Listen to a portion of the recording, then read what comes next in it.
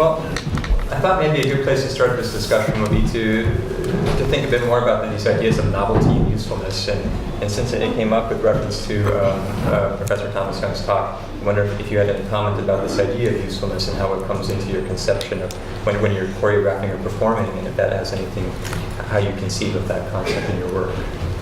Yeah, I guess I do. As Dr. Jung said, I am interested in connecting with the audience, or often saying something, or being inspired by something, or being political in some way, or making a statement in some way, connecting with a human audience member in some way. But I am a little, I have a lot of thought around this idea of usefulness. There is a part of me that hates it, because most artists do. Yeah. Because then it seems like the big C, if you're trying to get the big C, then you're not making something that people know, right? But if it's transformative or something that's like, this is not a bottle of water, I've made you think this is not a bottle of water, then does that not fall into? It's one reason why I like the term task appropriate versus useful, because with useful has other connotations, like, well, being useful. Whereas the task appropriate aspect is simply, if you are doing a dance, do you do things that could be that are consistent with, yes, this is what dance can be, very broadly defined. So, but right in history there have been artists who have made paintings that people think, that's not painting, that's not a painting, that's not, he has no technique, what is that? So then, domains, in my opinion, vary greatly on what task appropriate means. So there's one theory of creativity that splits what's considered aesthetic versus functional. So that aesthetic creativity, task appropriateness is less important and very, very, very broad. And that is where the usefulness can be to be pleasing, to be beautiful, to inspire, or anything like that. Whereas functional is, this bottle must hold water. And that if there's a leak in the bottom, it's not task appropriate or useful. So that it is the way I see it is very domain dependent on what we mean by task appropriate. And you could easily define task appropriate based on how a dance is supposed to make you feel, or even just inspire a reaction.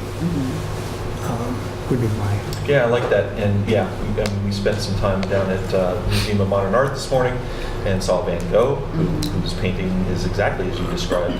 During his lifetime was not appreciated and was not considered art, but now is, people were flocked around it at the expense of other art down there. So it is complicated, and I think I wouldn't pretend to put words in Van Gogh's mouth or ideas in his mind, but I think he was trying to produce art, and he had an idea of some utility or usefulness or task appropriateness to that endeavor, in spite of the fact that it wasn't accepted in his lifetime. But does task appropriateness really solve this problem? I mean, is that not also something that artists in doing things that are creative change what is appropriate for a task? So they stretch that boundary, but they don't completely shatter it, unless, that evolves into mental illness, where the task appropriateness in our conceptualization of mental illness is kind of is a shattering or breaking of those boundaries. But I think you can stretch that, whether it's the sciences or the arts. You can definitely stretch those boundaries along the way, but you're still coloring within the lines a bit. In terms of the appropriateness. I also feel that some of it also is, are you breaking the rules intentionally, or are you breaking them by accident? So if you have studied, dance, and you are intentionally choosing to break certain rules, it's very different than if you're trying for the first time and are just messing up. So you can change a field with intention, and I'm aiming to do this, and you can be intentionally task inappropriate to send a message, in which case the message is the task, in a sense, or to redefine what art is considered.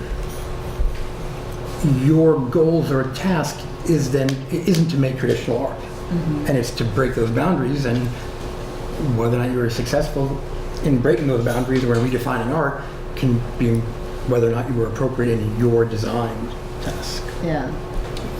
And it's accepted down the road. Yeah. Yeah. Yeah. It becomes more accepted. Well, I mean, on that issue, another related concept that I think this starts to bring in is these notions of newness. And I wondered in an educational context, I had the pleasure of attending one of Professor Thomas Jung's contact improvisation classes last week, and this is a creative domain, I suppose, nominally, and yet there was no, if I recall, direct mention of creativity, novelty, usefulness, task appropriateness, none of these terms. But I wonder what skills and what things are taught that lead into the ability to stretch those boundaries or to have that kind of flexibility. I mean, what kinds of things do you teach in lieu of directly teaching creativity that perhaps facilitate these psychological definitions of this faculty? Yeah, I think what I spoke about, just the listening and the following. Everybody follows, the collaboration, everybody follows, so there's no leaders. And just the sensation, in contact mostly the sensation, so that you're surprised by what comes up. You basically all you do is lean on each other. Andrew needs me to stand up, he leans enough that he needs me, and I need him to stand up, and we start moving that way. And so you're always following the weight. And so I think trying to not get in your own way of intellectualizing, as soon as you start to feel like you're choreographing or you know where you're going to go or you're starting to do a pattern, we try to either stop and listen more or go, like I talked about, do an oblique strategy, go a different way. On this issue of listening, I think this is quite an interesting, and in responding, one of the first exercises that was done in the class was just to maybe tune one's perception to, if that's a fair way of putting it, to being aware of another person's weight or position. And in reading creativity studies, I wonder about perception in creative people. Many of these tasks seem to ask people to do things, but I wonder if creative people that score highly on these tests or otherwise recognized as creative have different perception. They perceive things differently, and what kinds of evidence from either neuroscience and psychology studies might be framed to explain differences in how we perceive, creative ways of perceiving. Can you use a different word for perceiving? Like, I'm not sure exactly what. By perceiving? Take in the world, or let's say sense stimulation or mental imagery or simulation of the world. I would include both of those in my concept of perception. I think I know what you're getting at, but so I think this gets at one of the myths that Dr. Kaufman, not myths, and I'm not trying to denigrate what you're saying, but what Dr. Kaufman was talking about, that creativity is some sort of special person, some special type of person, but or whatever I'm supposed to say. I think that this is a highly adaptive thing that we humans do. And there probably is a bell-shaped curve where some of us do it more and better than others, but we all have it to a degree. And so this perception that you're talking about is probably highly developed and highly practiced in a particular individual, and can be more practiced. And we as neuroscientists can pick that up, or as scientists for that matter, can pick that up, that highly practiced, that highly developed characteristic. Now, whether that's central to creativity or not, I don't know, but we can certainly pick up individual differences on that level. We can measure those, and we can quantify those, and we can pick things up in the brain that will capture that. Mm-hmm. But I think that's just a more of a degree of a highly practiced characteristic, I think. Certainly we know a great deal about the individual characteristics of creative people, or people that tend to be more creative. So for example, within personality, the biggest thing is being open to new experiences, and this could be either at a more intellectual level, going to art museums and enlightened debates, or experiential, wanting to go bungee jumping, wanting to try new foods. At a motivational level, it tends to be more intrinsic or internal focused, so doing something out of the pleasure or joy of it, as opposed to extrinsic rewards, although there are times when extrinsic rewards are okay and they help. the same way there's certain intellectual patterns. So it's similar to the novel reasoning type stuff you were talking about that are more linked. And in terms of the type of things that a good teacher will do to, nurture creativity without ever saying the word, I mean, just encouraging being open, that people are allowed to be creative, that there's a freedom to do it, that the evaluations are not just tied to one right answer or specific closure. Premature closure is what we call that, where you have early closure to a solution as opposed to leaving it, letting things percolate for longer periods of time, which sounds like what you do a lot of in your training. You're just letting things percolate, seeing what happens. Yeah, and we talk about the experience of it after. Yeah. We experience it, and then we talk about the experience of it. And everybody's experience is different. Right. And gradated, and so. I mean, it just seems to me that a lot of the education and the developmental aspects of becoming creative in a domain seem to focus around learning to perceive each other, either in a dance context. I'm also thinking in musical contexts of learning about a particular repertoire of behaviors, activities, and maybe in the case of, I'm thinking in terms of music, but also in dance, that what seems to me to change a lot in that process of becoming creative in a domain is largely revolves around perceptual faculties. And am I wrong in perceiving that? I mean, your perception of things changing, your ability to accurately imagine and perceive things in a particular domain of behavior. Am I wrong in thinking that creativity research doesn't so much focus on people who are experts in a domain or who score highly on a particular battery of tests, on their perceptual characteristics and how they perceive the world rather than what they're producing in terms of answers? I see what you're saying. You're talking about the transition from novice to expertise along the way, and people do study that. And when you practice enough to where you become expert at something, it feels effortless to do that, and then your mind is free to do that improvisational thing. And so there's a lot of practice involved along the way when you're moving from novice to expert. But when you become an expert and you put in the proverbial 10,000 hours, 10 years, it's plus or minus. It depends on the person. All of those caveats, that your perceptions do change when you become expert. Very, very overtly from when you're a novice. You don't have to pay as much attention to all that crap that you had to when you were a novice. And this can be seen in not just creative acts. I mean, when you first learn how to brush your teeth, it took effort. I'm brushing over here and here, and now I'm going to do my backs with the teeth, my gums, and once you brush your teeth a certain amount of time, you're no longer thinking about it, and you can either use your extra brain power to think about something else, or perhaps to improvise a new way of brushing your teeth. Probably not. Same with driving. Just anything requires a certain amount of effort at first, much less eventually, and you can use that extra cognitive perceptual capacity. I think is what you're talking about. It frees up your perceptual capacities to increase your search domain, as opposed to apply it to doing that task, which I think is what you're trying to get at. Yeah, in a way. I mean, becoming an expert in a creative domain would have perceptual characteristics. I mean, it would not only change what and how you do what you do, but along with that, how you perceive. And I just wonder if that is another direction that create. I don't know if you're thinking that this kind of a question is outside the domain of typical creativity research or would fit more in expertise or something. I'm not sure if that's, or if this is. Zach Hambrick.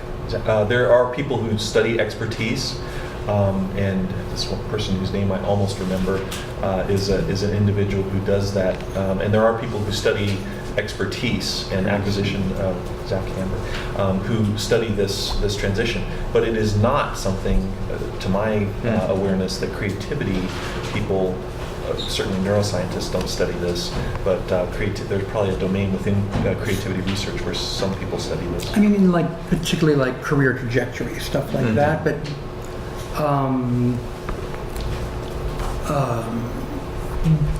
there's been less work on that. Fair enough. But what about group creativity? It seems to me that a lot of creativity research focuses on it as a sort of individual trait that could be found in an individual. What about group creativity? How can this fit into neuroscientific research? Or, what about the social aspects of using interaction as perhaps another skill or trait of a creative person, or perhaps fitting into creativity? Where do you see this fitting into a future neuroscientific domain? I don't think there is such a thing as individual creativity. And here's why. So there's no new idea under the sun. Ecclesiastes was right. All ideas are in some way derivative. We can riff off them, but we are pulling from some previous idea to produce this new idea, or some combination of previous ideas. So even if there's not an other there present with you, there is an other in terms of that idea, at least in human creativity. So I think group creativity is how we do it. And I think that is something that we can leverage to understand that better. So I think all the creativity that we do is group creativity by definition. There has been some work on teams as creative units. A lot of this in industrial organizational psychology. But so, for example, people study what is the optimal level of conflict or divergence in backgrounds to have. So if you're having 4 people work together on a creative task, having diversity both in terms of people from different backgrounds or specialties, but also different culture, gender, ethnicity, things like that, tends to increase creativity. Mm-hmm, mm-hmm. And definitely in movement, if you have a diverse group coming from different places, the movement is different, and it does feel like a heightened creativity place. Yeah. Sure. Well, maybe in just another topic as well that I hope that we could touch on before we go to audience for questions is just the cross-cultural stability of this construct of creativity is something I wanted to make sure was discussed this evening. I don't know if you saw the study about weird participants by Henrik et al. This Western educated, industrialized, rich, democratic subject pools that are the subjects for most psychological studies done on undergraduates, basically. And I wonder what you make of that. If our, let's say, Western conception of creativity is not a stable construct outside of the society in which this research is conducted, I don't know if we're trying to, but how could we take, let's say, neurological traits outside of definition that's based on our own novel and useful definition of creativity to another place where maybe the construct isn't perceived in that way? I wonder if you have comments on this issue. There's been a great deal of work on cross-cultural creativity, and it's actually fascinating where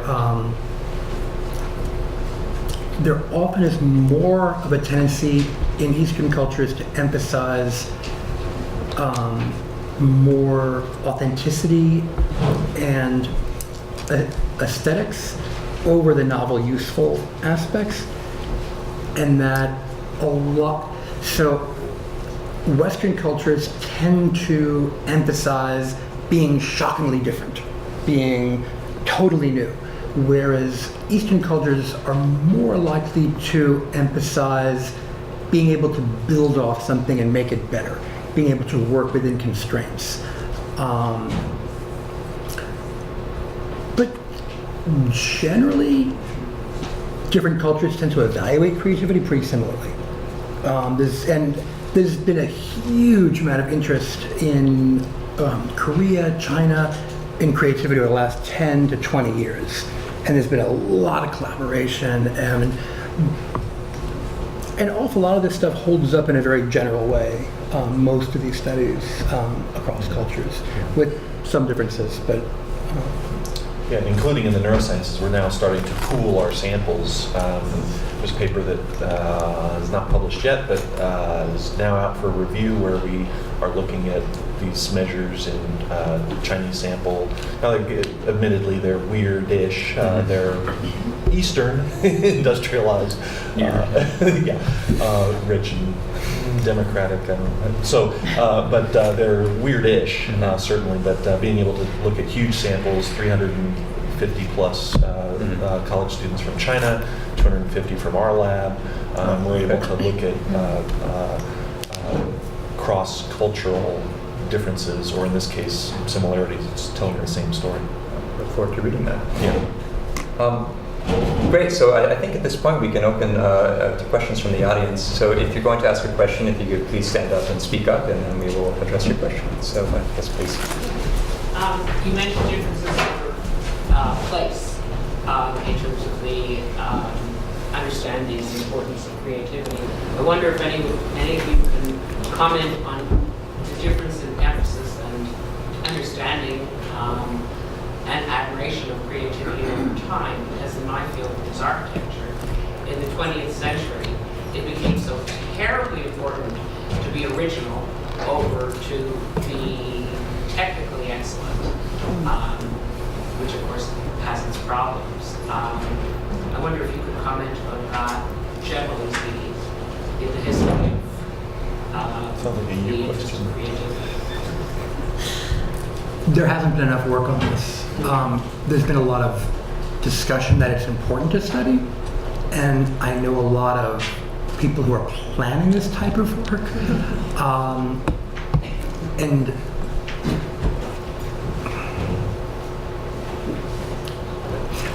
But I feel like what's out there is incredibly scattershot. So if somebody in a particular domain decided to do an analysis, it would be very like pins in a map type thing, as opposed to a unified bit of work on it. But I think that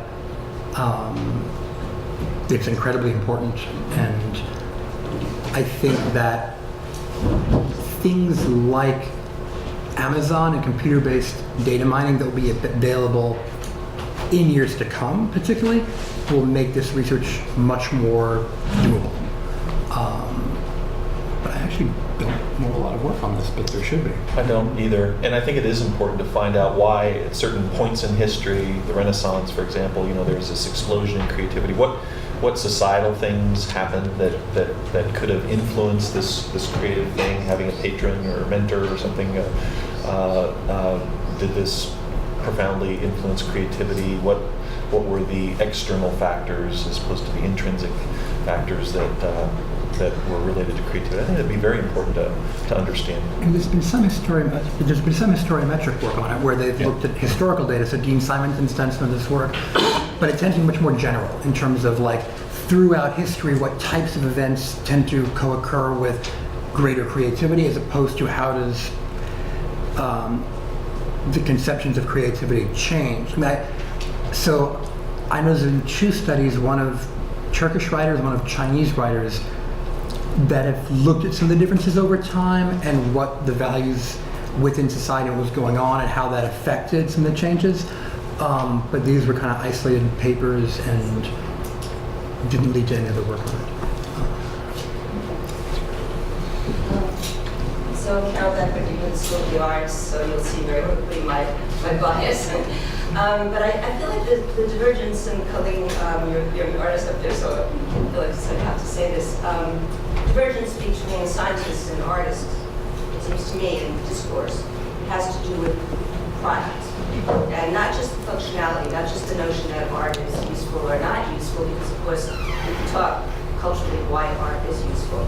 But this notion of an end result or expertise, and all of this discourse, which I think artists they don't talk about creativity because it's a methodology. It's a state of mind. It's the approach that one can approach any problem in any way, and that you can have an expertise in one field as an artist, and you can go try something in a completely different medium, but you've developed a methodology for working, which is how you see creativity if you were to talk about it. But all of the discourse that I'm hearing is very product and end-oriented, functionality measured. So I just throw that, because I think that's why we have trouble sometimes talking to each other. I hope that you got out of my talk that I think this is a basic human and perhaps beyond human characteristic and beyond domain characteristic that applies to the arts, that applies to the sciences, that's very adaptive But quality. process, it's a process. Yeah, and that it's more process than product. I hope you got out of my topic, the process. Well, I need to work a little harder now. And I just think we could work together better. Oh, yeah, If we yeah. had this conversation. That'd be wonderful, yeah. Yes, please. Yeah, I have a comment and a question. Stand up, please. Stand up. We can't hear you. I'm wondering if your definition of creativity is not kind of very academic and lacks some kind of creativity itself. Because you talk about being novel and useful. And I'm thinking, what about you would be logical in the sense that you could lack some logic and also that it's logical but at a distance. Because we talk about distance in terms of visioning, strategy, dynamics. Being able to come up with a logic that's very distant. Because something can be novel and useful and just builds on logic. And it's both useful and it's novel. So I just want to bring that up. And then you said that there are less neurons in those parts of the brain that take our creativity, or that where creativity comes from. Oh, the frontal cortex, yeah. And then later on you talk about that there are more neuronal activities. Did I get that right? No. Other people have found, well, actually, yes. So the literature is interesting in this area, and we haven't reconciled that adequately. So in some of these same regions, you bring up a very important point. In some of these same regions where you have less neuronal density or fewer neurons, you actually have more neural activity. So this is a concept called neural efficiency. So you may have fewer neurons firing, blinking on and off in a more efficient manner.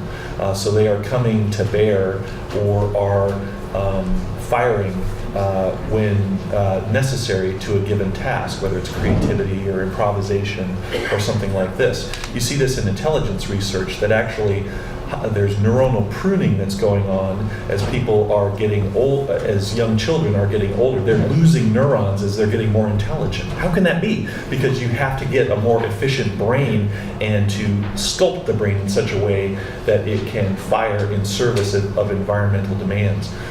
I haven't seen an adequate study yet, and we're not going to do it, where you have simultaneous structural and functional imaging going on simultaneously, so you can see the interplay of structural thinning and functional activation in service of a creative task simultaneously. This is a very important point, because it sounds counterintuitive that you have fewer neurons, but they're firing very efficiently.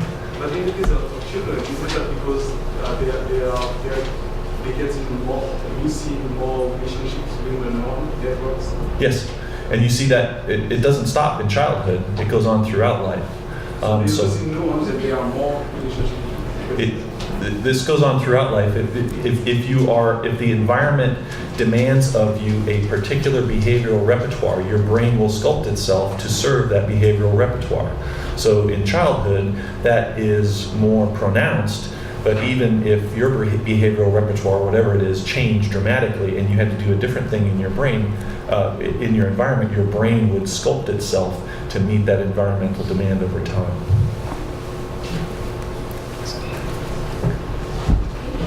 I think just behind you, maybe next. Yeah, Anirudh. I wanted to actually take off from a question which had been asked earlier about creativity in different cultures over time, but I mean, being even more extreme, you could say that there's this idea that periods of political and social ferment and turmoil lead to more creative periods in society.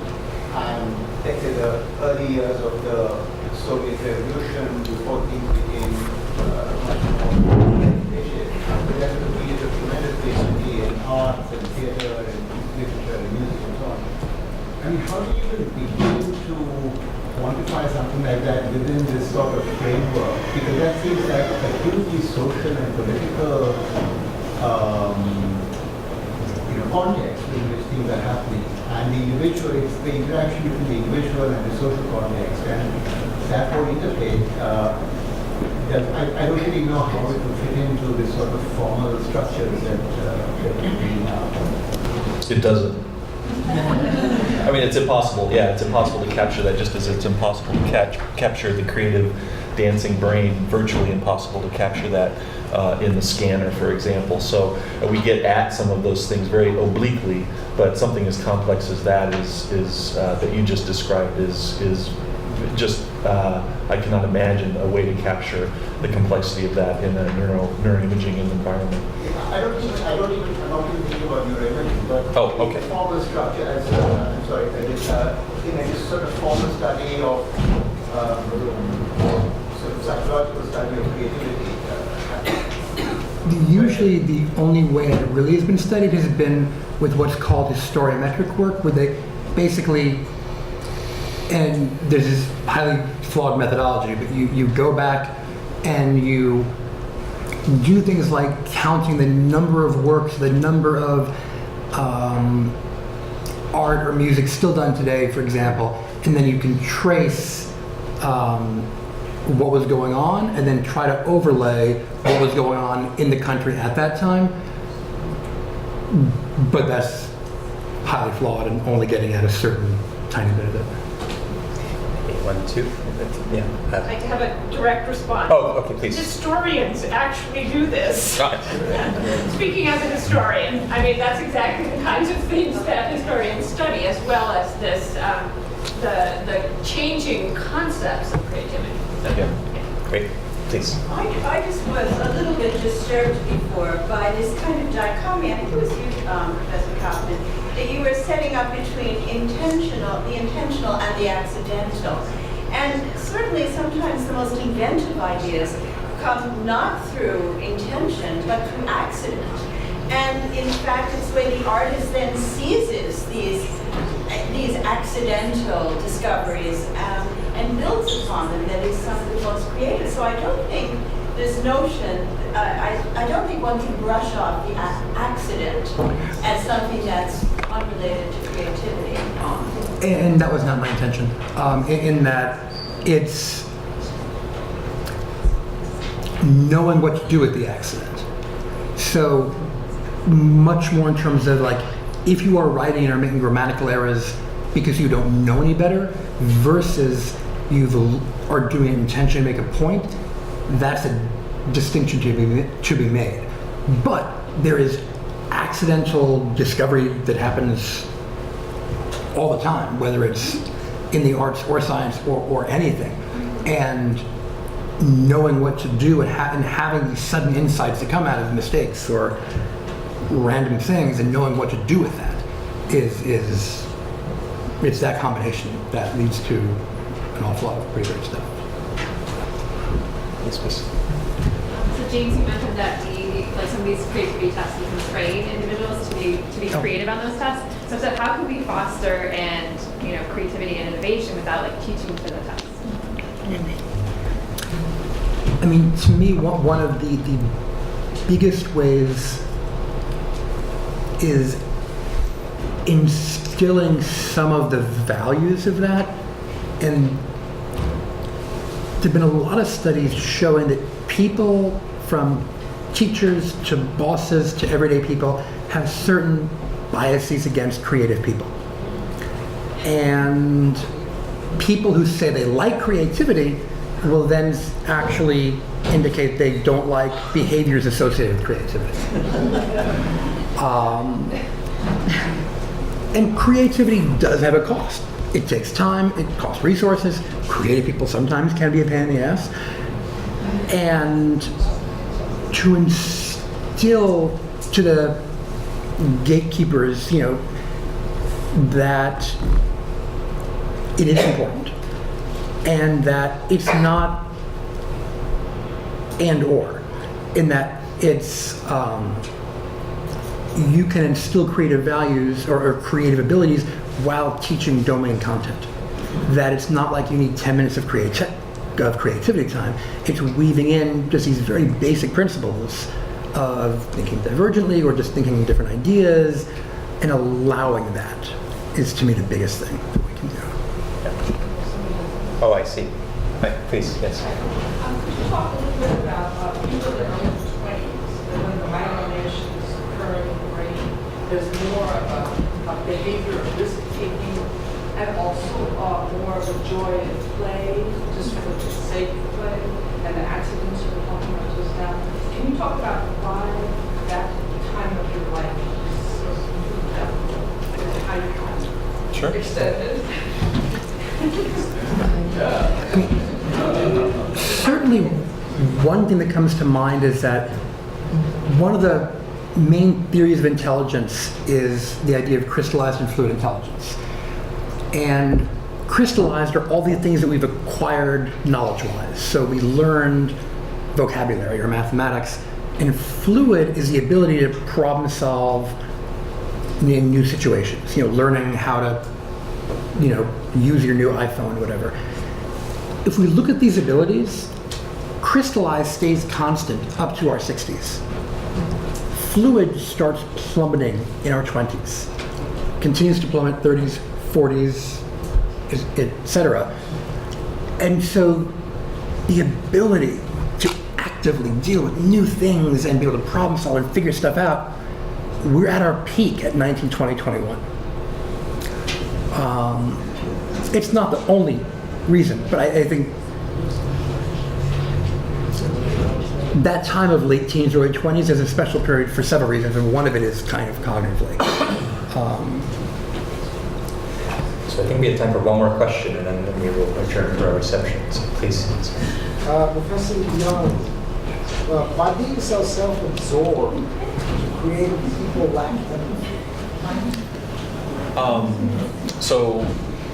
I would gently suggest that you're making an assumption. Not all creative people are self-absorbed.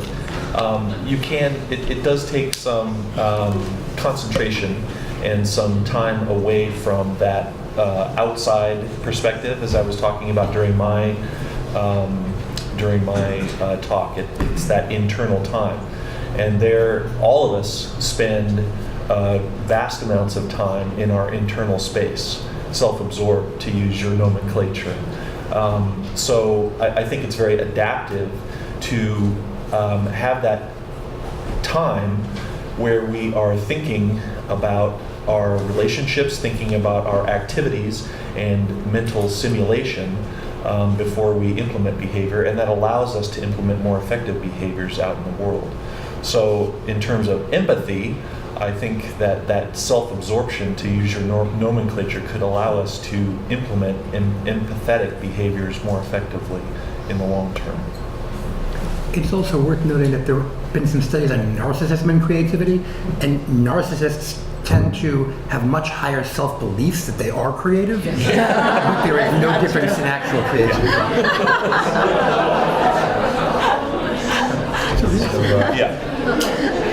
Okay, well, with that, I think there's plenty more to discuss, so please join us for the reception, and can we all please thank our speakers for one thing.